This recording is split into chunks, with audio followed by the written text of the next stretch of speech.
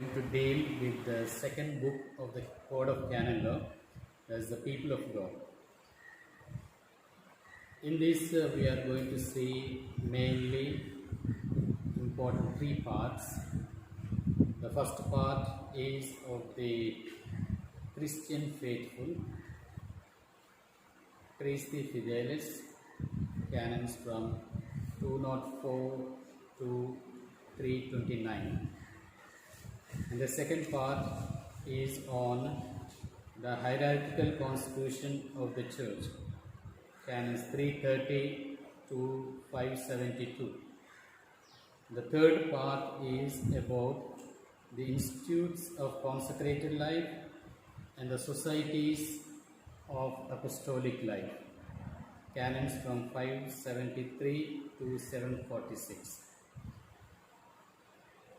So as an introduction, let us see what is the meaning and understanding of the people of God.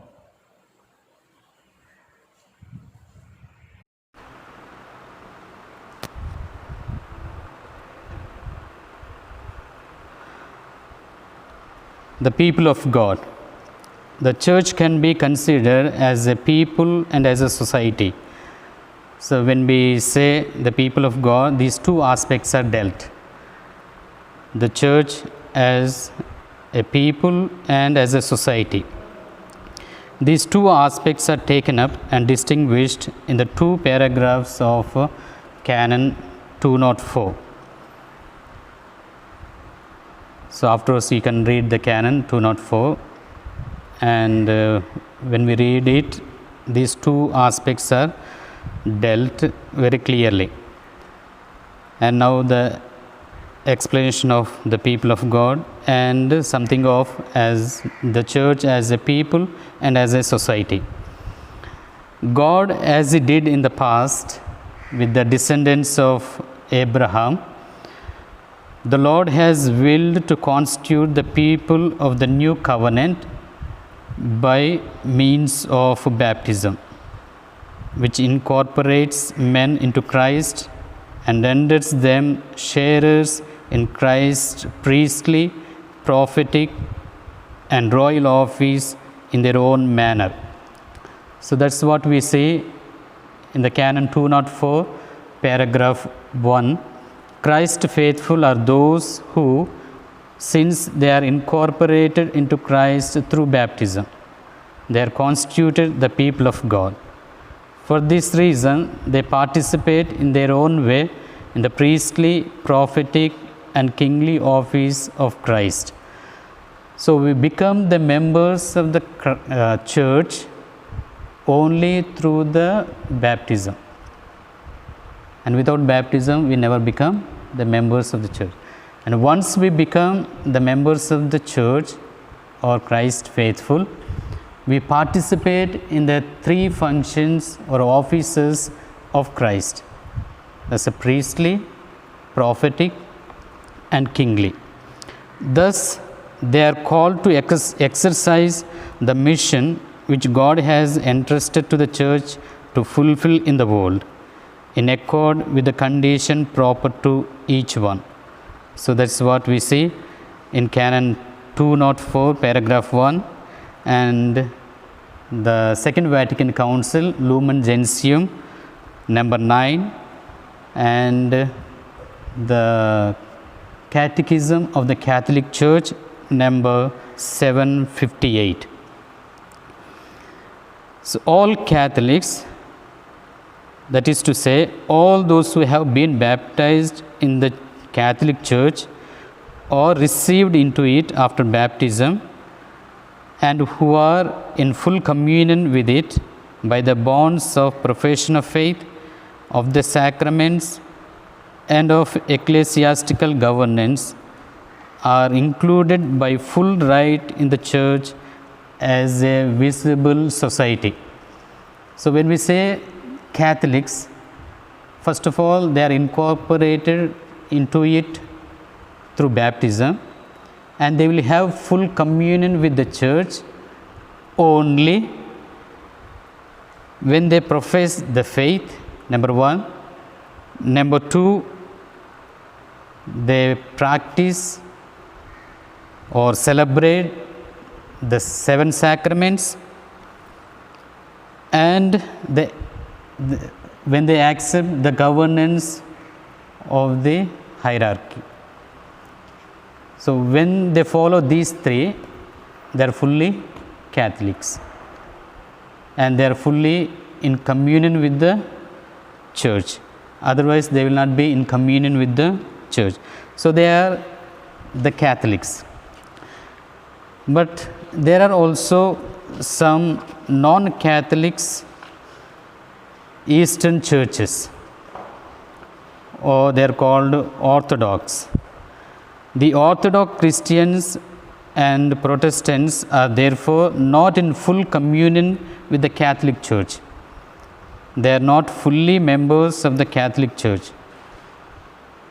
They may profess the faith or celebrate 7 sacraments, or Protestants and others may not.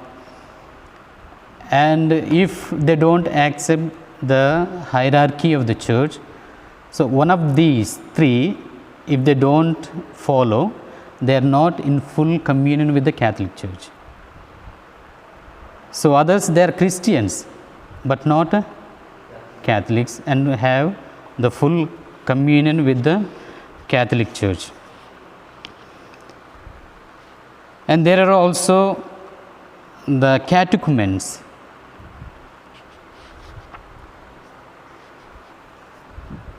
Catechumens are the adults who are not baptized but wish to become members of the Roman Catholic Church, should follow the complete process of initiation as outlined in the Rite Christian initiation of adults. So those who desire and those who want to follow and get incorporated into the church, mainly they do with the inspiration of the Holy Spirit and the desire for it, and they get trained, and after having received some knowledge of our faith, sacraments and the hierarchical structure, and afterwards they receive the baptism. So through baptism they get incorporated into the church. But those who express their desire in order to get incorporated into the church are called catechumens. So when studying the constitutional principles, we saw how in the church the fundamental and equal dignity and participation which all have in virtue of baptism. It is exercised according to a diversity of functions, charisms and vocations which determine the condition proper to each one and the modality in which they are to cooperate in the building up and development of the kingdom of God. So all those who are incorporated into the church, that is through the baptism, they live their life according to their condition and mode of living. So there is a slight difference, but there is equality among all through baptism, but there is also inequality in their way of living, in the function that we will see. And when we think about the church as a society, the people that is comprised of those who are baptized is not simply the collection of believers, is not the collection of believers that we have, an uncoordinated mass of those who have been called together. On the contrary, this people has been constituted by God as a church, constituted and organized as a society in this world. So they are constituted by God, how? As an organization as a society in the world, which subsists in the Catholic Church, governed by the successor of Peter and the bishops in communion with them. That's what we see in the Canon 204, paragraph 2. The Church established and ordered in this world as a society subsists in the Catholic Church, governed by the successor of Peter and the bishops in communion with them. That's what it makes as a society. So, first as a people and as a society. The hierarchy consists of the group of the faithful who, because they have received the sacrament of orders, participate in the ministry of the apostles of Christ as the head of the church. They are the sacred ministers, clergymen. The other faithful are lay persons. So, the sacred ministers are the clergymen, and not only the clergymen, but also there are lay people, and all of them participate in the ministry of Christ as they are incorporated into the church with various offices of Christ, namely priestly, prophetic and kingly. Thus, by divine will in the church, we have the distinction between members of the hierarchy and the other faithful, that is between clergy and laity. Canon 207, paragraph 1. So, the distinction is between hierarchy and laity, the other faithful. And also another distinction, also the members of institutes of consecrated life, that we will see. So, when we discuss on the rank of the order, the clergymen and lay people, there is some distinction between, with regard to structure, function and social. The distinction, when we say structural distinction, it is because the sacred order,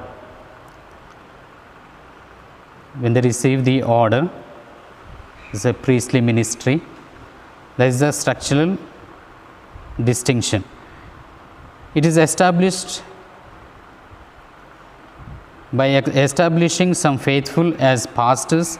It supports and perpetuates the basic principles of the institutional organization of the church. So, here the structural difference is clerics and lay people, those who are not belonging to the sacred order. And there is also the functional distinction, because it assigns to certain faithful the functions required by the pastoral care of the ecclesial society.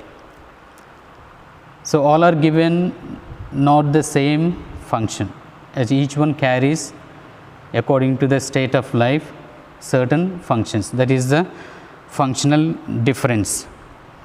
And when we say about the social distinction, it's because the particular configuration with Jesus Christ, who is the pastor and master of the church, which is received with ordination, places those who received it in a special ecclesial condition. So, according to the condition of the person, there is a distinction, there is a social distinction. So, among this Christ faithful people of God, and there are mainly two distinctions. One is the clergymen, another one lay persons, and they are also distinguished structurally, functionally and socially. Jesus Christ entrusted his church to Peter and to the other apostles, and it is guided throughout history of their successors. namely the Pope and the bishops in communion with him. Incidentally, the order of the presbyters structures and assigns functions in the church because they also receive the priesthood to collaborate in the ministry of the bishops. So, who receives the office of the Peter? The Pope. And who are in the place of the apostles? The bishops. So, these are also the consecrated priests, all share the same priesthood, but functionally they are different. The diaconate still of divine institution does not confer any ministerial participation in the priesthood. Its functionality is not sacramental or governmental, but of service to the worship and to charity. So, the order of diaconate is not ministerial, it is only for the service of worship and to render service, charity. Beyond these structural distinctions, there exists a third class of faithful comprised of those who embrace the state of consecrated life, whether they are clerics or lay persons. When we speak about the consecrated life, there are clerics as well as lay persons. They are religious, but they are not clerics, they are secular lay persons. Their life is characterized by a special consecration to God through the profession of the evangelical counsels by means of vows or other sacred bonds recognized and sanctioned by the Church. Canon 207, paragraph 2. It says that through the profession of the evangelical counsels by means of vows or other sacred bonds, all do not have the evangelical counsels. Some societies, they have only sacred bonds. So they are recognized and sanctioned by the Church. Laity and clerics and consecrated faithful constitute the three principal specific conditions that the faithful can have, and which determine a modality of realizing the common Christian vocation, the mode of living, and that makes a difference, and that's also common to all the Christian vocation, as well as fundamental rights and duties. So all have, first the people of God or Christ faithful, and among the Christ faithful, clerics and lay people, all have the rights and duties. And now let us see in brief the notion of Christ faithful. The four introductory canons, that is to say canons 204, 205, 206 and 207, explain the concept Christ faithful to us. The term Christ faithful was a matter of some debate in the course of the revision of the code. It is in accordance with the teaching of the Vatican Council II, namely Lumen Gentium number 10. The Church is spoken of as a people of God, and so Christ faithful.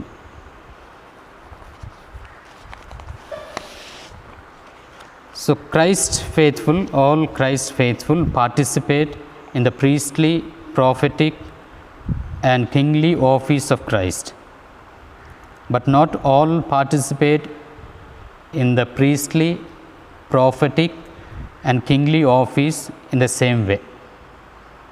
Though they are Christ faithful, but they will not participate equally, but with various modality. The sacred ministers participate in a way different from the manner other members of Christ faithful participate. So also all are called to exercise the mission which God entrusted to the Church to fulfill in the world, but not all fulfill the mission in the same way. So, participating in the mission of Christ, all receive the same right, but they function and fulfill in a different way. Same also the mission of Christ, all receive the same mission, but with variation, with difference, they fulfill the mission of Christ. Each one fulfills the mission according to his or her particular condition. For example, a married person fulfills this mission in a way different from the manner in which a religious fulfills it.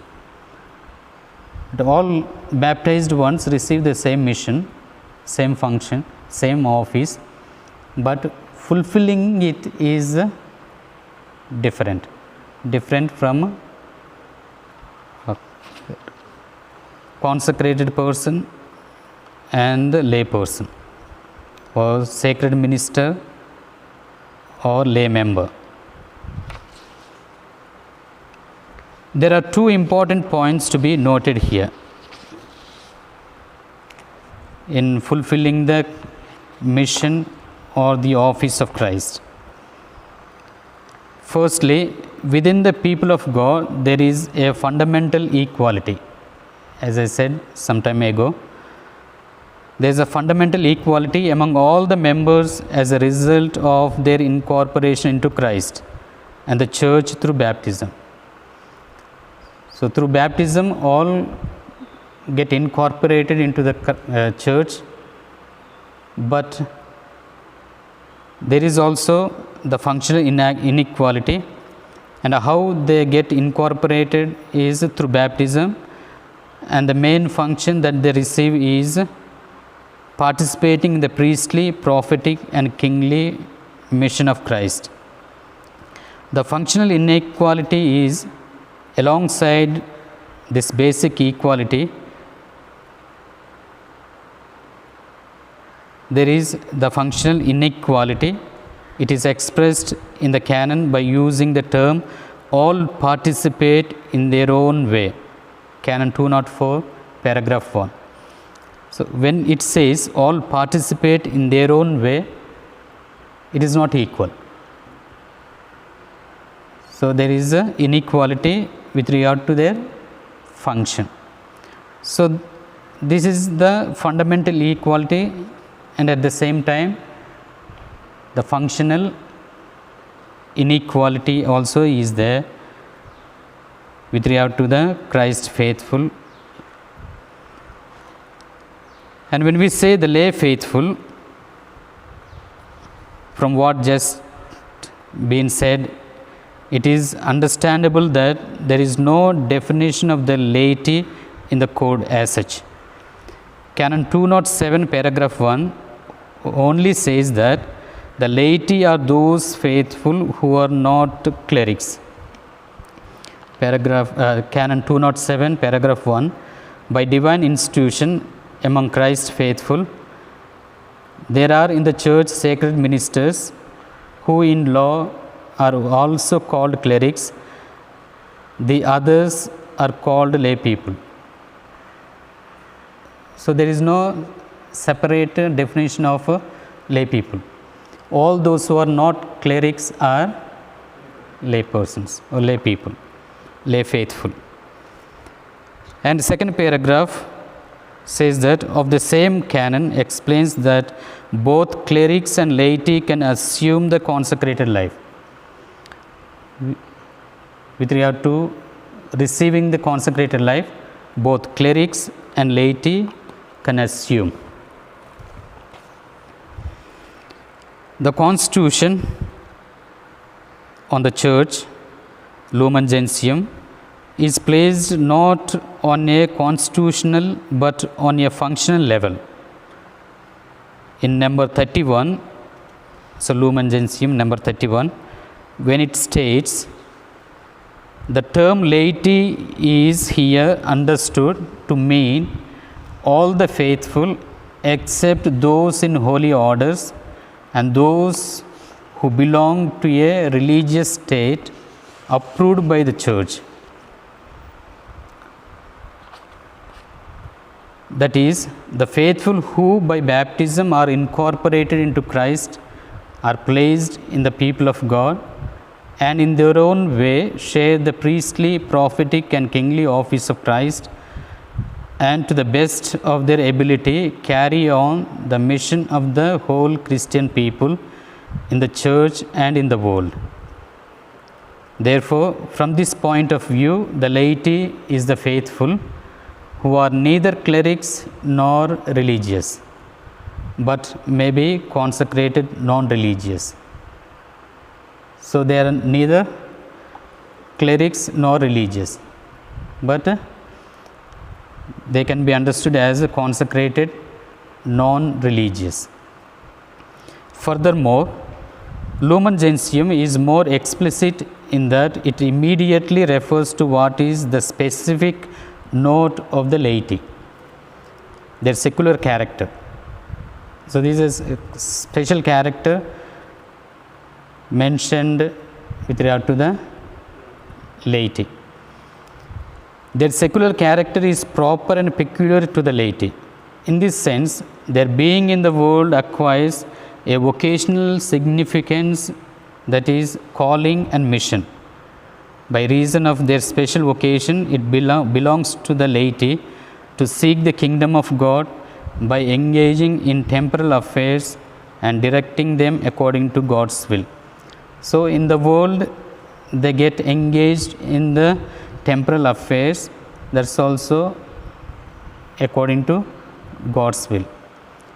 So, they engage themselves in the world and not going away from the intention and will of God, but fulfilling all the functions according to the will of God. So, they are called laity or lay faithful. Here we have the coordination of the lay conditions, baptism and secular character. The laity is members of the faithful called to realize their participation in the priesthood of Christ received with baptism, precisely in the reality of secular life. As citizens, they are called to be concerned with the affairs of the reality, the earthly city. As Christians, they are called to do so, being led by the Spirit of God, the gospel.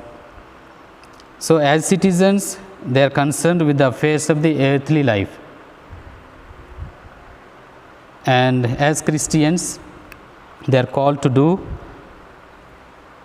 according to the spirit of the gospel. Therefore, it is not surprising that the norms of the code concerning the laity are always few in numbers with respect to these concerning clerics and religious. So, there are only a few canons dealing with the laity comparing to the clerics and religious. The council exhorts, that is Lumen Gentium number 36, the faithful should learn to distinguish carefully between the rights and the duties which they have as belonging to the church and those which fall to them as members of the human society. So, the laity also have their own rights and duties prescribed in the Code of Canon Law. On the contrary, they are called to harmonize without confusing the spiritual and temporal orders, remembering that in every temporal affair they are to be guided by the Christian conscience. So, as we said earlier, so as citizens, they are more engaged in the earthly life, but not forgetting the gospel values, the Christian values, and living according to the spirit of the gospel. Canon law affects the life of the laity on account of their condition as faithful who must maintain communion in the faith, in worship, and in the discipline of the church. Though they are laity and living in the world, they have to maintain communion in the faith, in worship, and in the discipline of the church.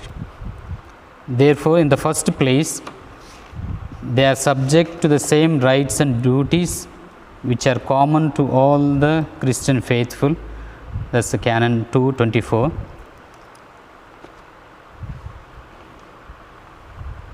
So, they are subject to all the rights and duties which are common to all the Christian faithful. Thus, the canons which make particular reference to them do not have the function of adding new rights and duties, but rather of indicating the specific way in which the laity, because of their secular character, are called to live the Christian vocation in the church and in the world. So, all the duties and rights that are mentioned in the Christ faithful or Christian faithful are applied to the laity. So, they are not given any other special rights and duties.